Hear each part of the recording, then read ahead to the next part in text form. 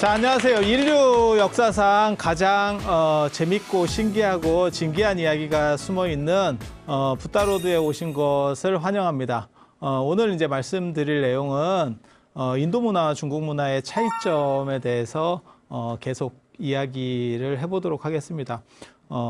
중국이라고 하는 나라도 물론 대단한 나라고 인도도 대단한 나라예요. 어떻게 보면 하나의 대륙급이고 그다음에 그 두 나라는 가까이 붙어 있음에도 불구하고 서로 완전히 히말라야라는 완전히 다른 지역적 특징에 의해서 분기가 돼 있는 거죠. 그래서 중국 문화권, 인도 문화권이라고 하는 특징들을 가지고 있어요. 그래서 그것들이 교통되고 있지 않다가 서로 통하고 있지 않다가 불교라고 하는 촉매제를 통해서 하나의 연결되는 이게 이제 인류 문명 사상 어떻게 보면 굉장히 중요한 사건이거든요. 그 전에 있었던 다른 지역들에서의 이러한 교류는 그러한 상업이라든지 안 그러면 전쟁이라든지 이렇게 해서 갈 수 있는 대로 갔어요. 갈 수 있는 대로 퍼져나갔거든요. 비슷한 쪽으로. 그런데 여기는 전혀 다른 쪽으로 지금까지 잘 있지 않았던 그게 이제 실크로드가 되는 거고 그 다음에 이제 어떻게 보면 불교 로드가 되는 거죠. 붓다 로드가 되는 거죠. 그래서 그러한 이야기들을 이해하는 배경으로서 지금 이런 얘기들을 하고 있는 거라고 보시면 됩니다. 그래서 대항해 시대 이전에 대항해 시대가 되면 이제 상황들이 완전히 바뀌어요.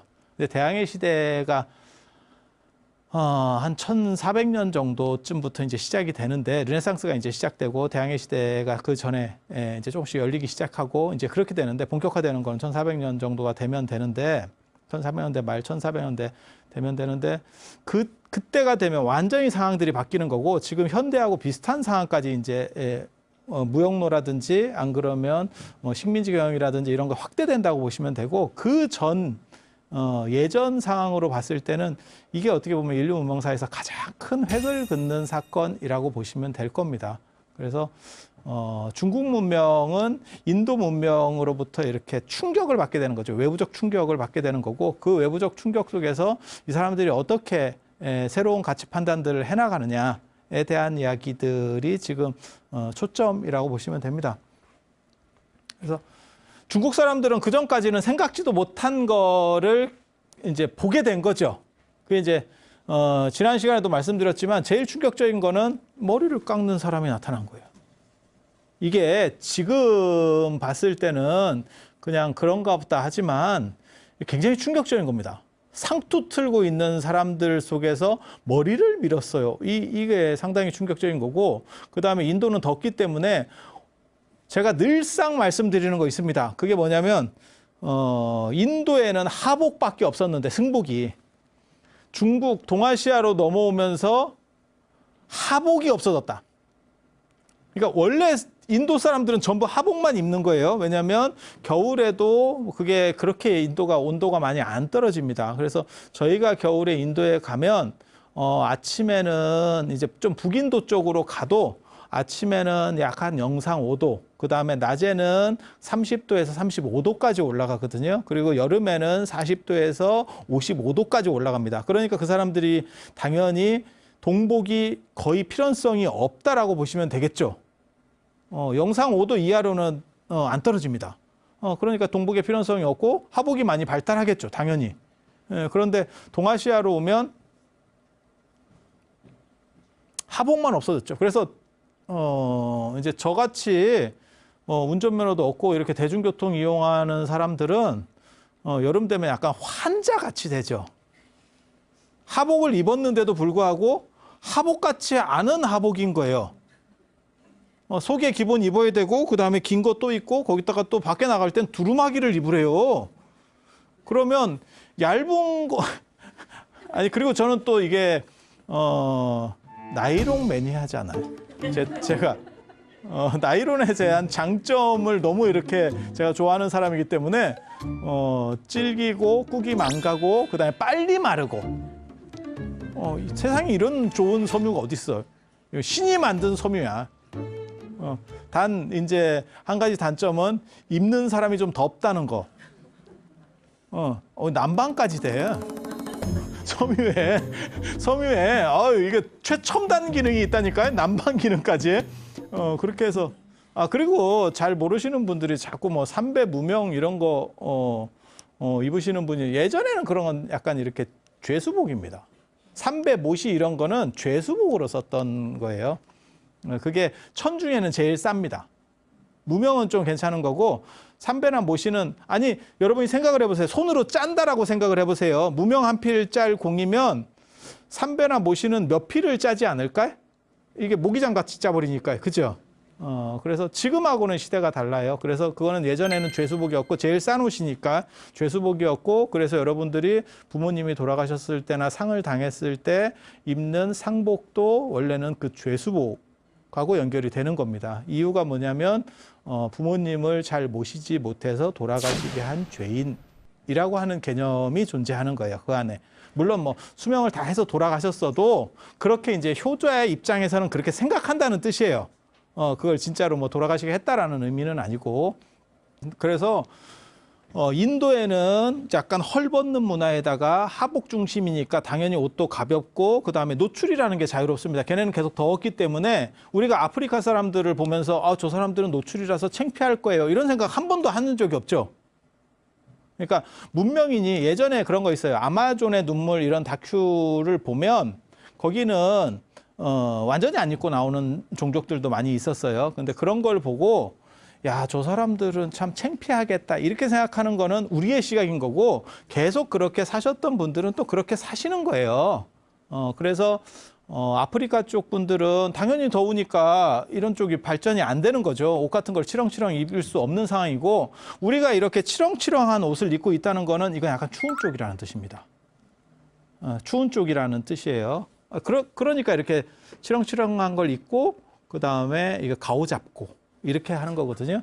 제가 그런 말씀 드렸잖아요. 이게 더운 지역 옷, 그다음에 더운 지역 옷은 노출이 어느 정도 이상 있는 옷이고요.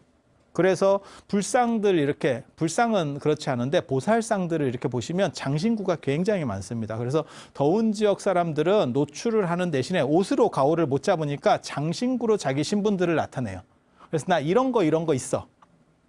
그러니까 지금 뭐 명품 가방 이런 게 아니고 보석으로다가 그래서 여기도 돌리고 이런 걸 완찌라고 합니다. 팔찌 당연히 하고 귀걸이도 하고 아니 보살들도 그렇게 보살상에도 그렇게 나온다니까 그래서 치렁치렁합니다. 여기다 줄 감고 다니고 우리 같은 경우는 옷을 중심으로 입기 때문에 그렇게 치렁치렁한 거 하면 야 내가 걸리겠다. 내가 불편하겠다라고 생각하는데 그 사람들은 옷이 가볍죠. 그러니까 거기에다가 기본적인 액세서리로다가 하는 문화들이 있는 거예요. 그래서 약간 문화 배경이 다릅니다. 그리고 옷이 이제 유목민들의 옷은 몸에 쫙 달라붙는 옷을 입고 그다음에 농경민들의 옷이 이렇게 품이 큰 옷을 입는 거예요. 그래서 옷을 입었을 때도 그 사람이 살이 쪘는지 안 쪘는지를 알 수 있으면 그러니까 여러분들이 지금 착용하시고 있는 이 옷은 다 유목민들의 옷입니다. 그러니까 예전에는 이런 걸 양장이라 그랬죠. 몸이 보이는 옷을 입으면 그거는 완전히 몸이 보일 정도면 더운 지역이라고 보시면 되고 몸에 쫙 달라붙는 걸 입는 거는 말 타는 사람들이에요. 그리고 이렇게 품이 큰 거는 걸어 다니면서 가오 잡는 사람들. 이건 농경민 옷입니다. 그래서 인도는 덥고 유목 쪽이에요. 덥고 유목 쪽인데 나중에 기원 전후가 되면서 농경 쪽으로 바뀌거든요. 인도가. 거기서 중국으로 이렇게 품 큰 옷을 입고 가오 잡는 식으로다가 바뀌었으니까 문화적으로는 굉장히 차이가 큰 거죠. 그래서 그런 문화 충격들 속에서 여러 가지 사건들이 벌어집니다. 오늘날 보면 문화의 다양성으로 그냥 다 용인될 수 있고 그다음에 이해될 수 있는 것들이 그 당시에는 엄청난 충격이죠. 게다가 중국은 외부 문화가 들어와서 그렇게 충격을 준 적이 역사적으로 없습니다. 북방이 유목민들이 이제 조금 있는데 그게 위진남북조 시대나 가야 영향을 미치지 만리장성에 막혀가지고 제대로 영향을 준 적이 없어요. 그걸 처음으로 그러니까 외래 문화가 처음으로 중국 본토로 밀어닥치는 게 불교입니다.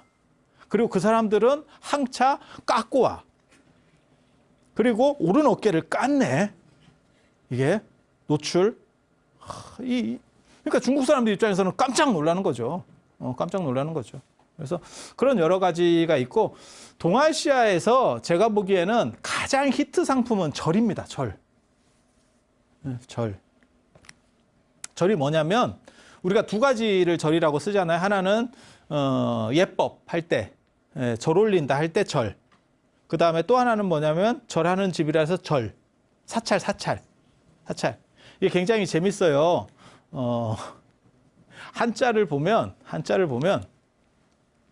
전부 그렇게 가는 거거든요. 하늘천자를 쓰면 이게 하늘이라는 뜻으로 쓰고 이게 천이잖아요. 이렇게. 그러니까 이게 우리나라 거고 이게 우리 발음이고 이게 중국 발음이에요. 그래서 문자를 빌려 쓰니까 잘 안 외워지니까 하늘천 이렇게 해서 붙여서 읽는 방식을 쓰는 거거든요. 그러니까 영어를 저 방식으로 쓰면 하늘 스카이 이렇게 외우는 거예요. 하늘 스카이. 이해가 됩니까? 그런 식으로. 그러니까 외우는 방식으로서는 괜찮아요. 저것도 괜찮아요. 그렇게 해서 쭉 외워. 이렇게 되면 뭐냐면 이 앞에 거는 우리 전통적인 거라고 생각하시면 되고 우리말이고 이 뒤에 거는 중국말이에요. 중국 발음이라고. 이렇게. 그러니까 절사 이렇게 쓰면 이거는 중국 발음이에요. 그리고 이건 우리 거예요. 근데 이게 이제 뭔지를 모르는 거죠. 절이 뭔지를 모르죠. 절이 도대체 뭘까? 우리 거라 하는데 진짜 우리 걸까? 이제 막 이런 생각들이 나는 거예요. 그래서 저기에도 다양한 이야기들이 있어요. 다양한 이야기들이. 그냥 간단하게만 말씀드리면 우리나라에서 제일 먼저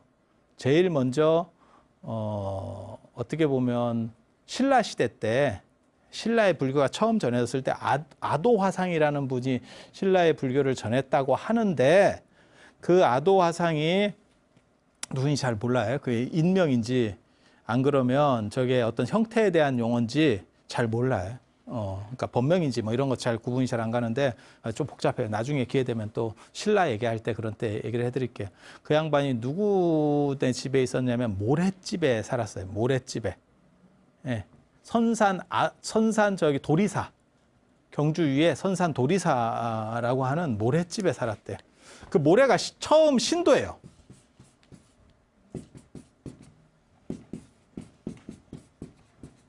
이게 털모자거든요. 그 다음에 이게 예법 할 때 그 예자. 예법. 그래서 모래집에 살았대. 근데 이 모래가 진짜 이름이 아닐 거거든요. 그때만 하더라도 우리식 발음을 썼었으니까 이거는 나중에 한문식 발음이니까. 그래서 모래가 털모자니까 이게 털레래, 털레. 네, 털레.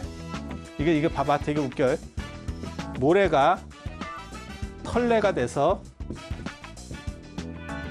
털레가 전래가 되고 전래가 전래가 되고 이게 절이 되고 이렇게 해서 절이 됐다는 거예요. 이게 절의 어떤 어원 중에 하나예요. 그러니까 그 아도화상이 모래라는 신도집에 살았는데 그 모래네 집이 저 절까지 지금 언어가 만들어졌대. 그렇게 하는 얘기가 있습니다. 그건 이제 우리말에서 기원을 찾는 방식이고 저는 뭐라고 생각하냐면 저는 저기에 동의를 안 하거든요. 저렇게는 안 했을 거다라고 생각하는 사람이고 그냥 간절하고 절절한 사람들 어떤 기원의 의미? 그게 절일 거다. 그리고 절이라고 하는 거는 불교는 외래 문화였었기 때문에 아마 이쪽에서 전통적인 문화 속에서는 수용할 게 별로 없었을 거다. 그러니까 거기에 대칭되는 게 없는 거예요. 대응되는 게 없는 거예요. 컴퓨터를 우리가 컴퓨터라고 하듯이 왜 대응 언어가 없어요. 거기에 마땅한 언어가 없다니까. 새로 완전히 들어와 버리니까. 그래서 간절, 절절해서 절일 거다. 그 기원이라고 하는 거는 뭐 유사이래로 있었겠죠. 뭐 바라고 원하는 것들. 그래서 그런 쪽이었을 거다. 그리고 또 하나는 뭐라고 추정을 하는 거냐면 절하는 집에서 절이다. 우리는 그렇게 생각하거든요. 절하는 이 절이 동아시아에 어떻게 보면 가장 대단한 인도 상품, 전 세계로 퍼져나간 인도 상품, 동아시아뿐만이 아니고 저 예법이라고 하는 건 오체투지라는 데서 나오는 거예요. 인도의 오체투지. 내 가장 높은 곳이 이 머리하고 이 정수리 그다음에 이마 쪽이 상대의 발에 닿게 한다라고 하는. 그래서 나는 당신에게 게임이 안 됩니다. 사실은 그런 뜻으로 하는 게 오체투지인데 이 절하는 방식이 서쪽으로 넘어가서 이슬람으로 들어가서 이슬람에서도 절을 합니다. 그리고 동쪽으로 넘어와서도 저 예법이라는 게 진짜 대단하죠. 불교에서만 쓰는 게 아니고 유교까지도 완전히 다 초토화가 되는 거죠.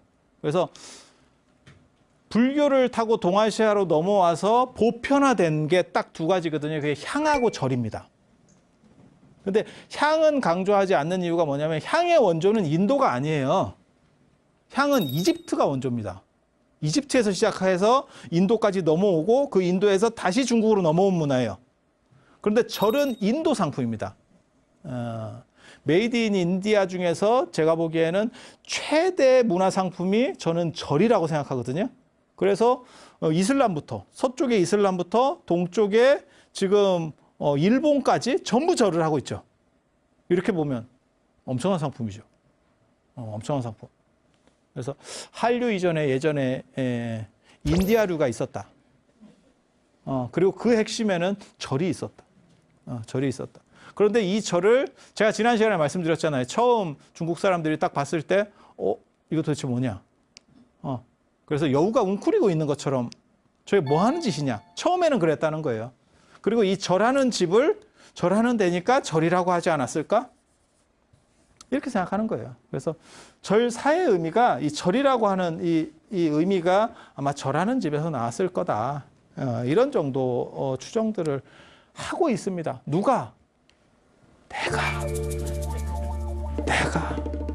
그래서 절이라고 하는 거를 절하는 형태, 그 사람들은 그게 굉장히 충격이었을 거예요. 처음에 절하는 모습을 본 거는 아마 고구려 백제 신라도 마찬가지일 겁니다. 처음에 외국 스님이 와서 절하는 걸 딱 봤을 때 그 문화적 충격이라는 건 굉장히 있을 겁니다. 여러분이 지금 여러분 어렸을 때 무성 영화나 이런 거 이렇게 보면서 안 그러면 흑백 영화 보면서 외국인들이 인사하면서 프렌치 키스하고 이렇게 뽀뽀하고 뭐 이렇게 볼 대고 이런 거 보면서 야, 저 어떻게 저렇게 하냐? 라는 거보다 훨씬 큰 충격을 느꼈을 겁니다.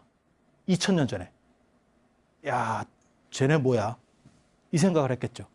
그리고 그 중에 하나가 지금 이 사문단복론. 이 사문이 승려라는 뜻이에요. 여기서는 그냥 승려라는 뜻으로 이해하시면 돼요.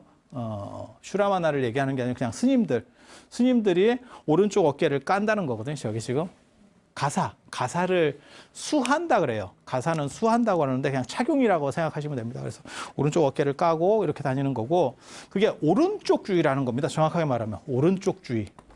이 세상에는 오른쪽 문화가 있고 왼쪽 문화가 있어요. 왼쪽 문화가. 그래서 인도에서 유럽까지는 전부 오른쪽 문화입니다. 오른쪽 중심 문화예요. 그래서 제가 그런 얘기 해드리잖아요. 내 오른팔과 같은 사람이라고 했을 때 그거를 이제 어떻게 받아들일 거냐. 그거를 내 다음에 넘버 원이라는 뜻이냐, 넘버 투라는 뜻이냐. 인도에서 유럽까지는 내 오른쪽이라고 얘기를 하면 그게 넘버 투입니다. 나를 제외한 넘버 원이죠. 그런데 동아시아에서는 제가 전에도 그 말씀을 드렸잖아요. 영의정이 있고 그 다음에 직급이 자의정이에요. 그 다음에 우의정이에요. 좌가 높아요. 그래서 대승불교에서 인도 대승불교에서 원래 문수보살 보현보살 석가모니 부처님을 중앙에 모시고 문수보살 보현보살을 모시면 문수보살이 넘버 2잖아요. 보현보살이 넘버 3잖아요. 그러면 문수보살이 오른쪽에 있습니다. 보현보살이 좌측에 있어요. 근데 중국에서는 이게 바뀌기 시작하는 거예요. 그리고 부처님을 중심으로 해서 제자가 쓸 때는 원래 인도에서 티벳까지는 누가 서냐면 사립을 목건년이 서요. 그래서 오른쪽에 사립을 왼쪽에 목건년 이렇게 씁니다. 그러니까 넘버 2, 넘버 3 이렇게 가는 거예요. 근데 중국으로 오면 이게 신속하게 바뀌는 거죠. 중국으로 오면 신속하게 바뀌는 거죠. 그래서 자 보세요. 인도 문화에서는 여기 이제 부처님이 계시고 이쪽에 좌우보처라고 하는 거예요. 이쪽이 부처님 좌측, 이쪽이 우측. 그래서 좌측에는 누가 쓰는 거냐면 그러니까 이쪽에는 예를 들면 문수보살, 이쪽에 보현보살, 이쪽에 관세음보살, 이쪽에 대세지보살 이렇게 했던 게 중국으로 넘어오면 이게 완전히 바뀌는 겁니다. 문화권적 차이로 인해서. 그리고 혹시 죽으면 반대다 이런 얘기 들어보셨어요? 죽으면 반대다 이런 얘기 들어보셨어요?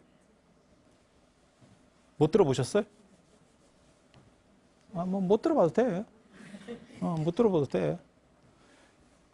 저승사자가 검은 옷 입고 나오는 거 아세요? 보신 분 있어요? 이미 좀 볼 때도 된 것 같은데요? 저승사자 왜 검은 옷 입고 나오는지 아세요?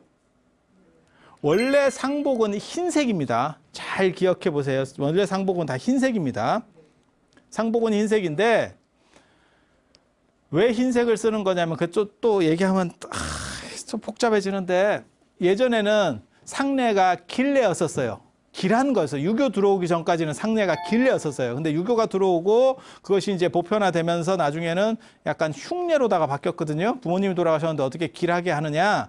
그 전에 우리 전통 문화에서는 부모님이 돌아가시거나 이러면 제가 전에도 잠깐 그런 얘기를 해드린 것 같은데 마치 객지를 떠돌던 사람이 삶이라는 건 객지를 떠도는 거고 죽음이라는 건 본래 온 곳으로 돌아가는 거래. 그래서 우리가 돌아가셨습니다라고 하고 축제를 베풀어줘요. 돌아가게 됐으니까. 그러니까 유학 가는 사람이 이제 학위 마치고 집으로 돌아가게 됐어. 그러면 그쪽에서 축하한다고 얘기를 해주는 거하고 비슷한 게 초상. 우리의 원래 초상이라고 생각하시면 돼. 그래서 우리 초상에는 원래 다 흰색을 써요. 상여도 그렇고 상복도 그렇고 전부 다 흰색. 그리고 그 축제 문화가 있어가지고 술 먹고 깽판도 부리고 좀 웃기는 얘기도 하고 싸움도 하고 예전에는 뭐 고수 친다고 날 새면서 거기서 또 싸워요. 그 얼마 되지도 않는 걸 가지고. 그런 식으로가 원래 전통 우리 문화였었다고 생각을 하시면 돼요. 그런데 유교가 들어오면서 어디 부모님이나 이렇게 조부모님이 돌아가셨는데 그렇게 축제를 하느냐. 그건 슬픈 일이다. 그 덕분에 슬퍼해야 된다라고 하는 게 상주들의 기본이 된 거고 그래서 상주는 슬퍼하고 그 온 사람들은 그 앞에서는 이렇게 좀 숙연하다가 그쪽에 가서 밥 먹으러 가서는 또 치고받고 하고 있고 뭐 이렇게 좀 복잡합니다. 그래서 우리나라 상갓집에 가보면 지금은 많이 엄숙해졌는데 저 어렸을 때나 한 20년 전만 하더라도 그게 이중성이 동시에 있었어요. 그리고 그걸 어른들도 뭐라고 하지 않습니다. 아니 그렇지 않아요? 그 이중성이라는 게 동시에 있었다니까. 그게 계속해서 내려오고 있었던 거예요. 그런데 지금 서구 문화가 들어오면서 이제는 거의 까만색으로 바뀌었죠. 이제 상가집에 간다 그러면 거의 검은색으로 이제는 입고 가죠. 그래서 어떻게 되냐면 상주들은 흰색, 물 안 들인 옷, 흰색을 입고 있고 그 다음에 문상 온 사람들은 전부 까만색을 입고 있죠. 그래서 제가 바둑이가 돼버렸다. 이렇게 얘기하는 거거든요. 이게 무슨 상갓집 바둑판이 됐다. 그런 식으로 바뀌어 있는데 원래 상복이 흰색이에요. 그건 이제 사극 같은 데서 보시면 임금님 돌아가시고 이러면 전부 흰색으로 쫙 해서 빼고 쫙 입고 나오거든요. 삶과 죽음이 반대기 때문에 저승사자는 검은색을 입는 겁니다. 이해가 됩니까? 거울 생각하시면 돼요. 거울 생각하시면 돼요. 그리고 이쪽에서는 왼쪽을 숭배하는데 동아시아 얘기하는 거예요. 왼쪽을 숭배하는데 죽은 뒤에는 오른쪽으로 가는 거예요. 상황이 바뀌는 거예요. 절할 때 반대다 이런 얘기도 또 들어보셨어요? 유교에서 절하는 손으로 올리는 게 산 사람하고 죽은 사람하고 교차로 한다 이런 얘기? 아니 뭐 쓸데없는 얘기예요. 이건 족보가 없는 얘기입니다. 사실은 연원을 따져보면 족보가 없는 얘기예요. 그래서 집집마다 되게 재밌어요. 그게 그렇게 바꾸는 경우도 있고 여자하고 남자를 또 바꾸는 경우도 있어요. 여자 남자가 반대다 이런 얘기도 들어보셨어요? 못 들어보셨어요? 그래서 남자는 왼손을 손금을 보고 여자는 오른 손금을 본다. 이런 얘기 들어보셨어요? 그래서 제가 이렇게 딱 이렇게 보면 오른 손금이 굉장히 좋아요. 내가 오른 손금이 좋다니까. 아니에요. 이게 왼손이 조금 불량해요. 근데 남자는 또 왼손을 본대잖아. 그래서 이게 잘라야 되나 이런 생각. 자르면 대박인데. 그래서 남좌여우 이런 얘기 못 들어보셨어요? 남좌여우, 여자는 오른쪽, 남자는 왼쪽. 그게 중앙에서 중심으로 보면 좌의점이 높듯이 남자가 높고 여자가 낮아요. 이 뜻도 되는 거예요. 전부 이런 식으로다가 맞춰져 있거든요. 근데 인도는 오른쪽 중심이니까 오른쪽이 다 높은 쪽으로 들어가는 거고, 중국은 왼쪽이 다 높은 거예요. 높은 거예요. 게다가 죽은 뒤에는 이게 반대래요. 이게 반대래요. 그게 문제가 걸리는 거예요. 무슨 문제가 걸릴까요? 인도식으로다가 오른쪽 문화가 들어오면 그거는 중국 사람들 눈에 봤을 때는 다 죽음에 대한 거예요. 그건 좀 찝찝하지요. 아니, 그렇지 않을까요? 죽음에 대한 이야기를 자꾸 하고 있을 수는 없잖아요. 우리 문화에 그거 있잖아요. 어른들 계시면 죽는다는 소리를 하면 안 된다. 요즘은 이제 그냥 재미삼아, 저 같은 경우도 이제 죽는다는 얘기를 잘 하는데요. 근데 그건 원래 금기어죠. 우리 어렸을 때만 하더라도 그것은 어른 앞에서 표현할 수 없는 금기어죠. 왜냐하면 죽음을 터부시 여기는 문화가 있어서 그래요. 그거는 동아시아에는 내세관이 발전하지 않았기 때문에 죽음에 대한 이야기를 꺼내는 것 자체가 금지되어 있었습니다. 금지되어 있었습니다. 그래서 그렇게 나타나는 현상이에요. 그래서 무슨 일이 벌어지냐면 부처님이 선정인을 할 때 어떻게 하는 거냐면 오른손이 올라가요. 인도는 이렇게 올라갑니다. 이렇게. 그리고 깨달음을 얻으실 때 오른손으로 이렇게 내리셨다고. 이게 이렇게. 그런데 동아시아로 넘어오면 이게 이렇게 바뀝니다. 손이. 왼손이 위로 올라갑니다. 그리고 공수를 할 때도 이게 동아시아 스타일이고 이게 원래 인도식이라고 보시면 돼요. 이게 원래 인도식. 이렇게. 이게 원래 오른손이 위로 올라가는 게 인도식. 근데 동아시아식은 이렇게 해요. 이거를 맞잡는 걸 반대로 하는 경우가 있어요. 이게 상갓집에서는 반대로 잡습니다. 이 얘기는 뭐냐면 인도 문화가 오른쪽 중심의 인도 문화가 중국으로 넘어왔을 때 중국 사람들은 이게 다 죽음과 관련되는 거 아니야? 이렇게 보기 시작하는 거예요. 죽음과 관련되는 거 아니야? 그러면 불교 입장에서는 어떨까요? 장사가 안 되죠. 사람이 안 오죠. 불기라니까. 그러니까 어떻게 되냐면 중국 불교사 첫 장에서 가장 먼저 바뀌는 게 저 좌우보처 바뀝니다. 그래서 수인이 여기서 이걸로 바뀌어요. 그래서 중국에서는 아주 초전기 불상만 이렇게 하는 게 가끔 보이고 나머지는 금방 바뀝니다. 왜? 이렇게 하고 있으면 사람들이 무슨 생각하냐면 상가인가? 이렇게 생각을 하는 거예요. 그래서 이런 문제가 있고 손을 들 때도 이렇게 드는 상이 있고 이렇게 드는 상이 있고 그 다음에 부처님도 부처님 오신 날에 이렇게 하는 부처님이 계시잖아요. 이거 천지인이라고 하거든요. 천지인. 오른손으로 하늘을 가리키고 왼손으로 땅을 가리킨다. 제가 이걸 다 찾았어요. 왜 오른손으로 하늘을 가리켜야 되냐면 인도에서는 오른쪽이 높기 때문에 하늘이 높은 거잖아요. 땅보다. 그렇지 않나요? 그래서 오른손으로 하늘을 가리키는 거예요. 그런데 동아시아로 넘어오면 동아시아는 왼손주의이기 때문에 왼쪽 중심이기 때문에 왼손으로 하늘을 가리켜야 되는 거 아니야? 그래서 불상이 이런 불상이 생겨요. 이런 불상이. 이게 유교 문화가 강할수록 이런 불상의 빈도수가 높아집니다.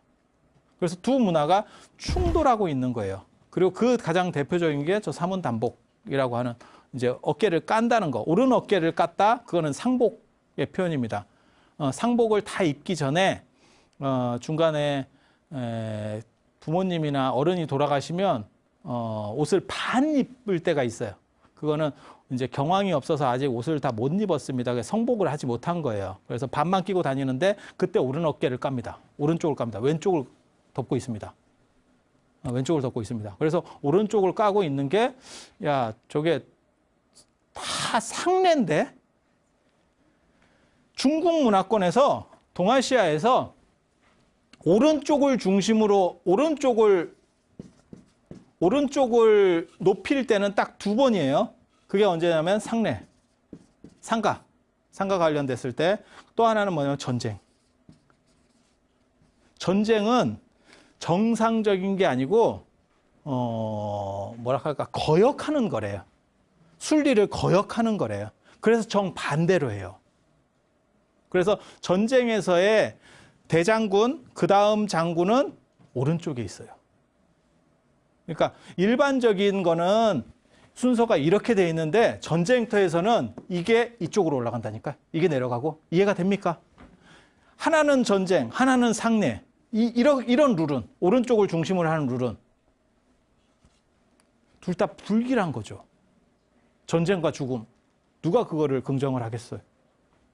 그렇다 보니까 불교 입장에서는 신속하게 저걸 다 바꿔냅니다. 그래서 좌우보처로 이제 돌입이 하는 거고, 지금 근데 오늘날까지도 저걸 혼란스러워하는 경우가 딱 한 가지 있어요. 제가 본 바로는. 그게 탑돌이 할 때. 탑돌이 할 때. 탑돌이는 시계 방향으로 도는 거예요. 원래 시계 방향으로. 그러니까 오른쪽으로 돈다, 왼쪽으로 돈다 그러면 사람이 헷갈려요. 그냥 시계 방향으로 도는 겁니다. 시계 방향으로 도는 건데 사람들이 왼쪽 중심적인 사람들이 있어서 좌측으로 돌아요. 좌측으로 돌아요. 그리고 여러분들이 어떻게 생각하시는지 모르겠는데 몇 년 전에 우리가 지금 우측 통행으로 완전히 바뀌었잖아요. 그 좌측 통행 개념이라고 하는 게 제가 알기로는 경국대전에서부터 나올 거예요. 그래서 그게 좌에 대한 숭배 문화하고 관련이 돼요. 단순히 그게 교통사고가 나느냐 안 나느냐의 문제가 아니고, 그래서 지하철이나 이런 데서 에스컬레이터도 다 바꿨죠, 방향을. 좌측 통행에서 우리 어렸을 때만 해도 무조건 좌측 통행이라고 했다가 지금은 다 우측 통행으로 완전히 바뀌었죠. 그래서 좌우 문화에 대한 부분이 굉장히 재밌습니다. 그리고 지금은 우리가 이걸 별로 혼란스러워하지 않는데 지금은 약간 잔재가 남은 거예요. 그러니까 탑돌이 같은 데서 저도 월정사 같은 데 이렇게 공양하러 가다 보면 열심히 왼쪽으로 도시는 분이 있어요. 시계 반대 방향으로. 근데 율장에 분명히 그렇게 나온다니까. 탑을 왼쪽으로 돌면 재앙이 내린다. 안 하는 것보다 낫다가 아니에요. 재앙이 내린다. 인도는 저 문화가 아주 뚜렷해요. 오른손으로 밥 먹고 왼손은 닦는 문화이기 때문에 뒷일을 봐야 되기 때문에 이 왼손을 내밀거나 이러면 이게 절단이 납니다. 그래서 부처님 불상 만들 때도 인도는 이렇게 해요. 왼손을 안 내밉니다. 이렇게. 오른손만 내밀어요. 왼손 내미는 불상들이 가끔 있는데 이렇게 되면 문제가 심각해집니다. 이거는 좀 별로 안 좋은 겁니다. 이거는 사람을 좀 매기는 겁니다. 그런데 동아시아로 넘어오면 이 개념이 바뀌니까 이제 손들이 오락가락합니다. 왼손도 앞으로 튀어나오는 경우들이 있어요. 실제로. 그래서 약사열에 그러면 이렇게 들고 여기다 약함을 들고, 야, 이게 닦는 손인데 거기에 약함을 들면, 아니 약사인데 왜 위생관념이 그렇게 없어? 이제 이렇게 되는 거죠. 소독을 해야 될 것 같은데 이게 뭐 그렇게 생각이 되는 거예요. 그래서 이 문제가 굉장히 크게 벌어졌었던 사건이에요. 사실은 단순히 복장이 어떠냐뿐만이 아니고 하복이 동복으로 바뀌었다는 거. 동복까지는 아니고 뭐 하복이 없어진 거죠. 그러니까 노출 문화가 완전히 바뀌었다는 거 한 가지. 그 다음에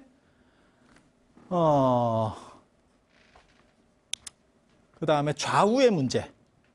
좌우의 문제를 어떻게 처리할 것이냐에 대한 게 있고, 그다음에 불교 전통으로 지금까지 계속 남은 거는 제가 보기에는 하나도 안 변하고 지금까지 시작부터 지금까지 동아시아로 넘어와서 대부분 다 많이 이렇게 바뀌었거든요. 현지화되면서 이렇게 다 섞여 들어가거든요.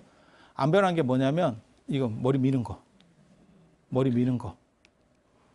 그리고 불상에는 불보살님들은 신발을 안 신습니다.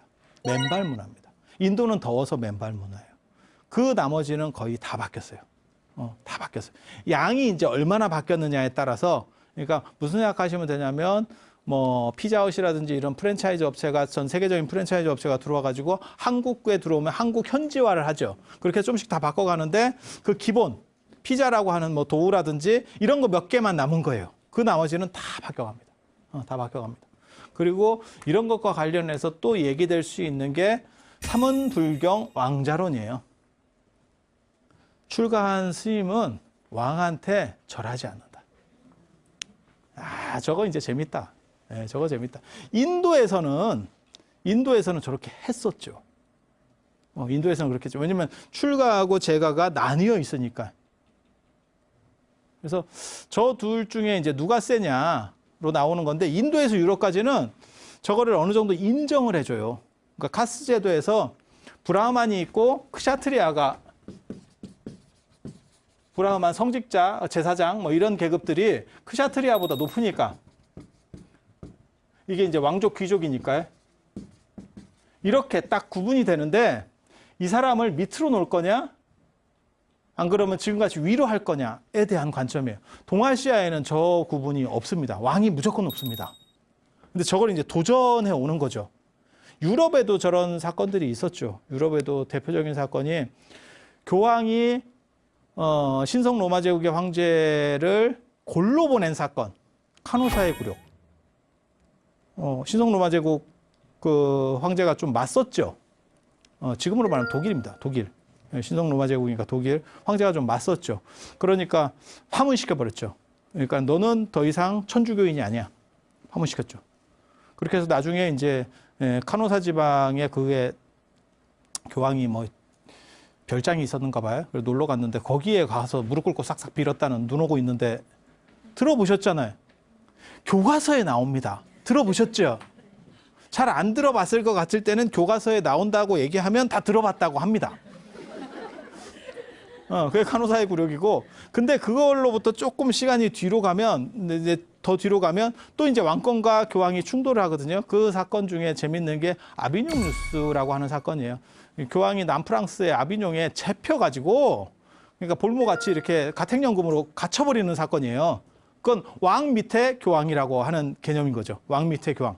그리고 나중에 이제 조금 풀려났을 때 그 유명한 수장령 사건이 이제 영국 헨리 8세인가 그 양반이 본마누라랑 이혼하고 새로 결혼을 하려고 했는데 교황청에서 도장을 안 찍어줘요. 야, 마누라가 멀쩡히 있는데 왜 이혼을 해? 애를 못 낳았어요. 애를 못 낳았어요. 그래서 자기 뭐 동생 부인인가 누구랑 이렇게 뭐 결혼하려고 그러니까 교황이 이거는 너무 하는 거 아니냐? 이래가지고 도장을 안 찍어줘요. 그러니까 그 헨리 8세가 그러면 우리는 갈라선다. 그래서 천주교를 날리고 성공회를 왕 밑에 성공회는 있는 거예요. 국왕 밑에 성공회는 있는 거예요. 그러니까 카톨릭도 종류가 여러 가지가 있습니다.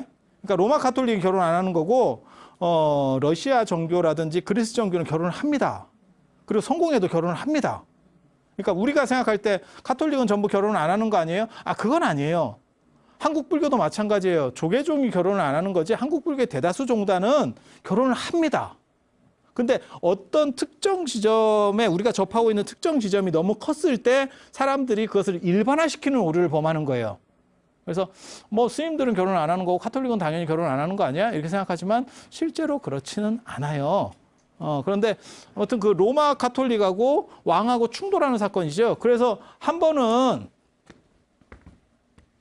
카노사의 굴욕 때는 교황이 이기는 거고 카노사의 굴욕 때는 이기는 거고 아비뇽 뉴스 때는 왕이 이기는 거고 그 다음에 저 수장령 발표해가지고 수장령이 누구냐면 종교의 수장은 누구냐?